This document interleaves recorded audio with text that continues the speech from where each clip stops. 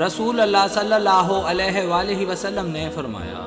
جس قوم میں گناہوں کا ارتکاب ہوتا ہے اور ان میں ایسے زوراور لوگ ہوں جو انہیں روک سکتے ہوں لیکن وہ نہ روکیں تو اللہ تعالیٰ سب کو اپنے عذاب میں گرفتار کر لیتا ہے۔ ابن عباس رضی اللہ تعالیٰ عنہ بیان کرتے ہیں، جس قوم میں خیانت عام ہو جائے تو اللہ ان کے دلوں میں رعب ڈال دیتا ہے۔ جس قوم میں زنا پھیل جائے تو ان میں اموات بڑھ جاتی ہیں۔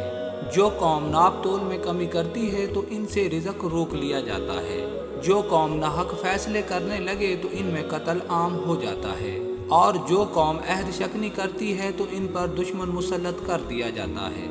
رسول اللہ صلی اللہ علیہ وآلہ وسلم نے فرمایا، مجھے اپنی امت کے بارے میں جس چیز کا سب سے زیادہ خوف ہے وہ قوم لوط کا عمل اغلام بازی ہے۔ سیدنا عمرو بن عاص رضی اللہ تعالیٰ عنہ سے روایت ہے کہ رسول اللہ صلی اللہ علیہ وآلہ وسلم نے فرمایا، جس قوم میں سود پھیل جائے ان پر قحط سالی مسلط کر دی جاتی ہے، اور جس قوم میں رشوت عام ہو جائے وہ خوف اور رعب میں مبتلا ہو جاتے ہیں۔ رسول اللہ صلی اللہ علیہ وآلہ وسلم نے فرمایا، جب میری امت 15 چیزیں کرنے لگے تو اس پر مصیبت نازل ہوگی۔ عرض کیا گیا، اللہ کے رسول وہ کون کون سی چیزیں ہیں؟ آپ نے فرمایا، جب مال غنیمت کو دولت، امانت کو غنیمت اور زکوٰۃ کو تاوان سمجھا جائے،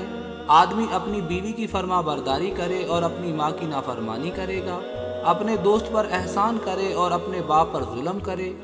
مساجد میں آوازیں بلند ہونے لگے، رذیل آدمی قوم کا لیڈر بن جائے گا، شر کے خوف سے آدمی کی عزت کی جائے، شراب پی جائے، ریشم پہنا جائے، گھروں میں گانے والی لونیاں اور باجے رکھے جائیں، اور اس امت کے آخر میں آنے والے پہلے والوں پر لعنت بھیجے، تو اس وقت تم سرخ آندھی یا زمین دھسنے اور صورت تبدیل ہونے کا انتظار کرو۔